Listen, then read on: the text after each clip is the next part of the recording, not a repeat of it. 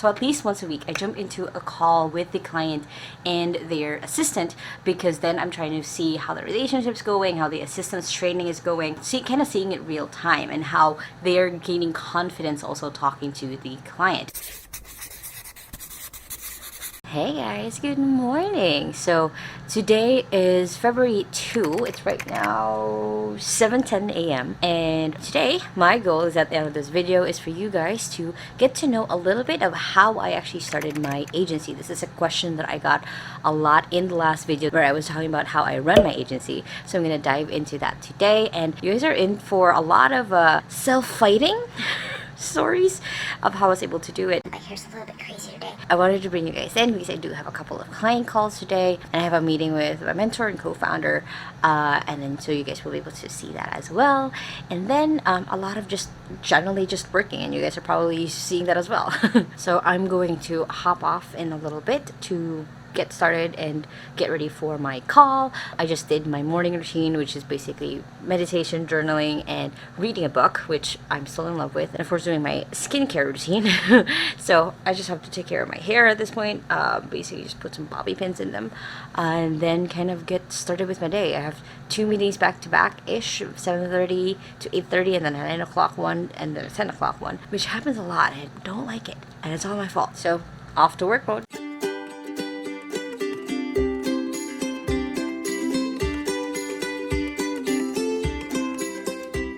So if you guys watched my Notion video, you guys probably find this very familiar already. So like at the start of the day, I'll put in priority numbers of what I should do first, because then it's easier for me to know what the next step is. And this is not super sensitive things, but it's like creating referral links for a website, creating the training modules, checking people's Hubstaff, which is their time tracker, uploading testimonials on my website, and then creating the hiring checklist for you guys, and then uploading an interview that I did, so my assistant Christina can edit. So this is kind of what it just looks like on my end. Like I've edited it a bunch of times. I have like Christina's tasks on there, but that's one of the first things that I do is I create the priority list of what should go first and what shouldn't, basically.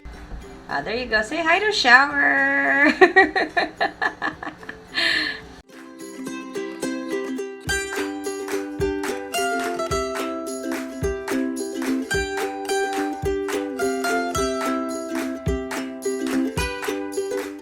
So I'm done with the call. You guys will probably hear a little bit of a background for most of this video just because I have my aircon turned on, and usually I don't for when I'm filming videos. But, oh my god, you guys almost fell. You guys almost fell on me. Okay. So at least once a week, I jump into a call with the client and their assistant, because then I'm trying to see how the relationship's going, how the assistant's training is going, kind of seeing it real time and how they're gaining confidence also talking to the client. So I do that for usually like the first 3 months that they're working with us, and then I kind of just jump in at least once a month or so. So it depends on the client. Sometimes like I don't jump into calls at all, but for the call that I just did and the call that I'm about to do in a few minutes, those are both like watching the client and then the assistant, how they work together, and then afterwards I kind of debrief the assistant and talk to them like how they can improve, how they can do things better, and a few tips also for me. Like I can also come in at the same time as a consultant, just because I know a lot of marketing, so I kind of come in as a consultant for the client. Like if they're just now jumping into YouTube, I can give them insights on YouTube. If they're jumping into like another platform that I'm really familiar with, then I'm able to give them that feedback as well. So it's kind of like a consulting, coaching, see how they're working out together kind of thing. So that's going to be my, I have one more call at 9 o'clock. It's right now 8:32 a.m. So back-to-back calls. And then I'm going to talk to you guys a little bit of how I got started. And I'm actually planning to reel in my co-founder a little bit. He used to be my boss. Then I started another business with him. So I still kind of call him my boss in my head, even though we're co-founders. So you guys will be able to see him. You probably already met him if you guys watched my video with my interview with Tom Tate. That's actually him. So this should be a very interesting thing for you guys, seeing other people also in my vlogs and not just my face. So already just starting you guys on the story of how I got started with my agency. I technically originally wanted the agency started in 2018. So at that time I just finished running a publishing company. I just gave it off to someone else because I trained them up, we grew them, and they were just handling the publishing company without me. I was mostly now doing the admin, background tasks, you know, making sure that our Philippine government stuff are taken care of, registering, getting all that beautiful stuff all set up for everyone else. And then for 2018, like I said, I really wanted to start a new business. I wanted to start a new division inside of our company. And we started with actually a course, a 2XU course, a 2XU masterclass, that's what we called it, and taught people how to hire online, how to have a team online. And then from there on, we got invited to different talks. We were able to pitch the course into different places. So we were able to speak at Freedom Summit Asia, where we talked in Manila, Kuala Lumpur, and Singapore. And during those talks, actually, that's where we met our first client. He came up to us and told us that he liked our presentation, he liked the idea of getting the course, but he didn't want to do it himself. So that's how we actually got our first client. Is one of the audience members during our Singapore trip just approached us, wanted to talk to us, wanted to see if we can just hire an assistant for him, and I was just off to the races. I was able to already start creating the systems of how I wanted that to look like. It was very scary because there's not really an actual template, especially for the type of business that I wanted to start. I really wanted to start one that was very one-on-one. Like a lot of the other VA companies are, you know, you're one client and you're hiring a team, you're getting different expertise. And for me, I really wanted to build a company where it was one client to one assistant to start with, and then they can add more assistants later on. And it was because I knew the power of having one person who was really dedicated to you, really dedicated to helping your business. And I knew that was super powerful because that I've seen it happen a lot. Because even before I was thinking of starting Rhea, I was already doing it for other people. I was helping friends connect with a possible assistant for them, and I saw how powerful it was for them, and I was like, I should probably charge for that. So that's kind of a little bit of how I got started and how we got our first client. Now, I'm going to tell you guys more in a little bit, but I'm going to dive into and prepare for the next call that I'm going to jump into. And I'm going to tell you guys a little bit more as we kind of just go through my day today and hopefully inspire you guys to start your own agency if that's something you guys want. Yes, I am watching Sims videos on my downtime. Go say hi. Hi, G.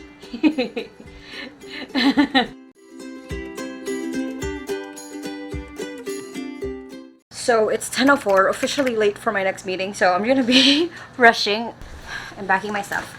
Yes, it's an in-person meeting, and for the record, it's with my, like I said, it's my boss, co-founder person who we kind of all live in one condo. It was a decision that we made 7 years ago where we would have like all of the founders and the managers living in one house. That's still the same case, except we now have managers who have kids and like a family, so we don't have all of them here. So it's not like I'm meeting someone who's not someone that I see like almost every day, unless I'm just in my room the whole day. So I'm not violating any quarantine whatevers. And yeah, so I'm kind of rushing, packing my laptop, my stuff. Sometimes we do meet and work on our laptops. So this is a very fast version of my packing and making sure I'm just literally grabbing anything that I can to make it to that meeting. But I did chat beforehand that I will be late. So got my face shield, face mask is there, and now I'm gonna take you guys and kind of see what happens during our meetings, I guess. So hopefully this will be an interesting part for y'all.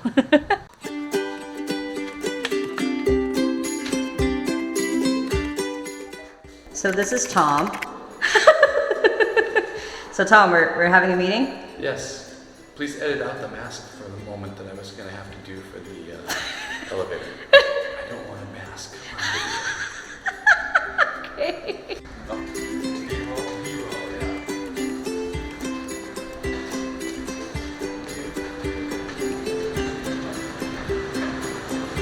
Is that your grab? GAC 6961? Probably. Yes, it is.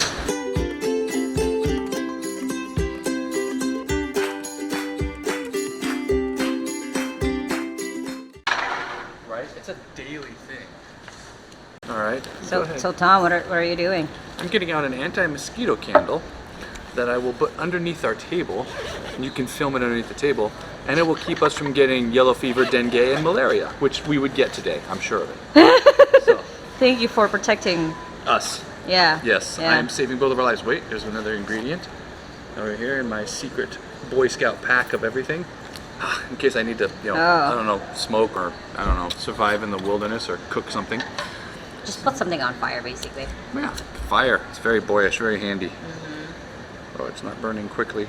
The one time I'm trying to show, oh, see, flames. All right, bring it down here, right there, and it shall warm our legs and keep us from being eaten and killed.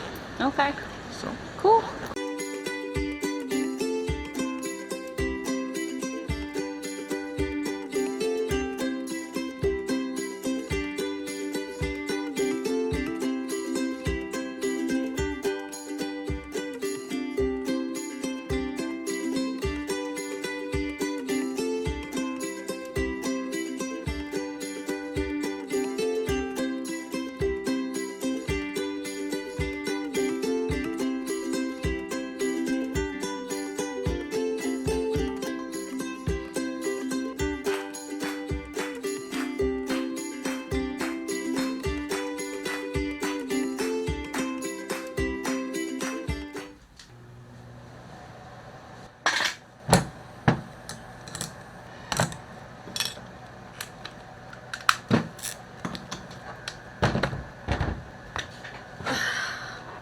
Okay, so I'm back in my office, mostly because I really didn't want to go to a cafe, plus and then I'm going to be spending more, and also at the same time, I just like being in my room anyway. I made this office to fit me, to fit what I wanted. So now it's story time. So basically, I just did the meeting with Tom, and usually the meetings with Tom is mostly a way for us to sync. It's also a way for me to get some consulting, so if there's anything that I'm stuck on with the agency, I can ask him. That is his role, is he comes in as a consultant.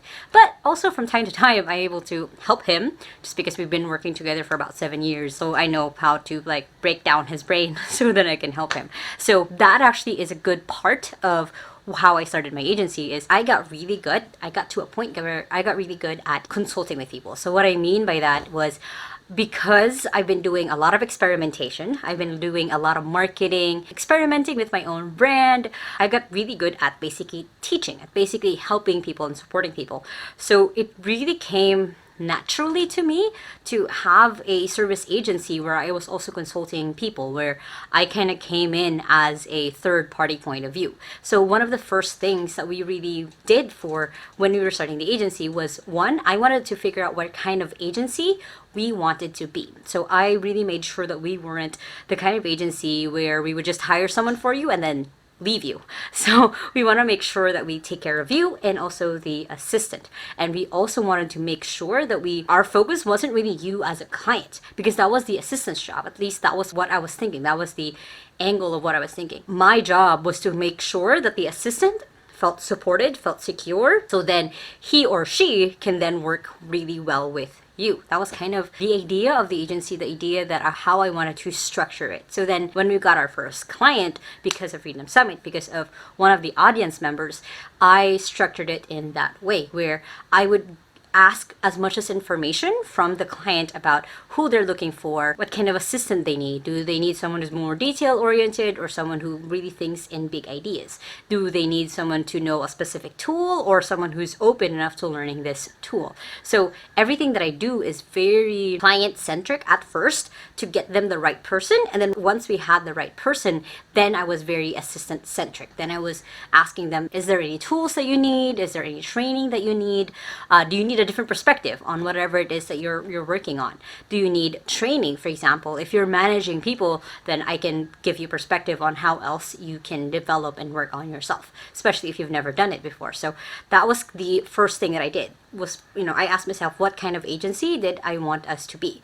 Second was, now that we had a client, very unexpectedly, before we were even ready, then I had to start creating the structures. So I was creating like forms, I was creating our Notion area for making sure that we had all of the information before we even onboarded a new assistant. He or she already had the details on the client that we had. So then, they would just study the client, study their business, study what they did, and it was easier for them to just get on board. And then the third thing that I had to start figuring it out was making it really easy for the assistant to be able to talk to me, because that was the biggest thing that I was bringing on the table, was that they were already getting an expertise from someone who's been doing this for a while and not having to feel that barrier of having to talk to me. So then I've already set up like monthly meetings where they can check in with me, and now even in 2021, I've set up weekly check-ins with everyone else. That way they can ask for help or ask everyone else for input on how else they can improve or do different things that they're currently working on with their client. Because